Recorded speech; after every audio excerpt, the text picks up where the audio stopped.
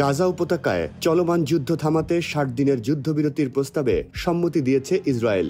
বিষয়টি নিশ্চিত করেছেন মার্কিন প্রেসিডেন্ট ডোনাল্ড ট্রাম্প। মঙ্গলবার নিজের সামাজিক যোগাযোগ মাধ্যম ট্রুথ সোশ্যালে এক পোস্টে তিনি এমনটি দাবি করেন। পোস্টে তিনি বলেন, ইসরায়েল প্রয়োজনীয় সব শর্তাবলী মেনে নিয়েছে এবং আমরা সংশ্লিষ্ট সব পক্ষের সঙ্গে কাজ করব। ট্রাম্প আরও জানান, শান্তি প্রতিষ্ঠায় কাতার ও মিশর কঠোর পরিশ্রম করেছে এবং তাদের মাধ্যমেই চুক্তিটি হামাসের কাছে পৌঁছাবে। তিনি আশা করেন হামাস এই প্রস্তাব গ্রহণ করবে। তার ভাষায়, এই চুক্তির চেয়ে ভালো কিছু আর আসবে না, এটি কেবল খারাপের দিকেই যাবে।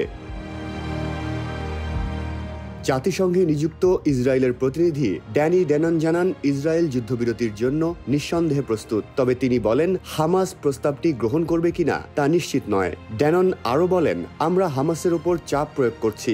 তারা যদি আলোচনায় না আসে তবে আমাদের একমাত্র পথ হবে আরও সামরিক চাপ প্রয়োগ করা।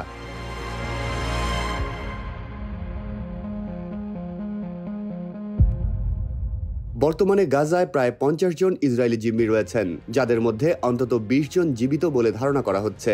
ইসরায়েল জানিয়েছে সব জিম্মিকে মুক্ত করার আগ পর্যন্ত যুদ্ধ থামবে না। অন্যদিকে হামাস দীর্ঘদিন ধরেই স্থায়ী যুদ্ধবিরতি ও ইসরায়েলি বাহিনীর গাজা থেকে সম্পূর্ণ প্রত্যাহার দাবি করে আসছে।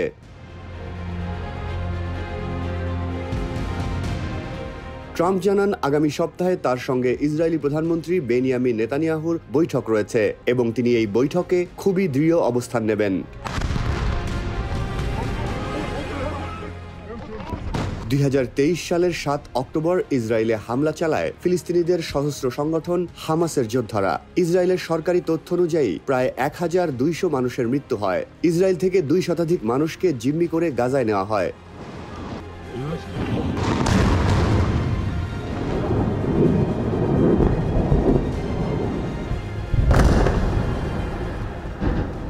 হামলার জবাবে ওই দিনই অবরুদ্ধ গাজায় তাণ্ডব শুরু করে ইসরায়েলি সামরিক বাহিনী। এখন অবধি চলমান থাকা নির্বিচার ইসরায়েলি হামলায় উপত্যকাটিতে ৫৬,৬০০ জনের বেশি মানুষ নিহত হয়েছেন। আহত মানুষের সংখ্যাও লাখ ছাড়িয়েছে।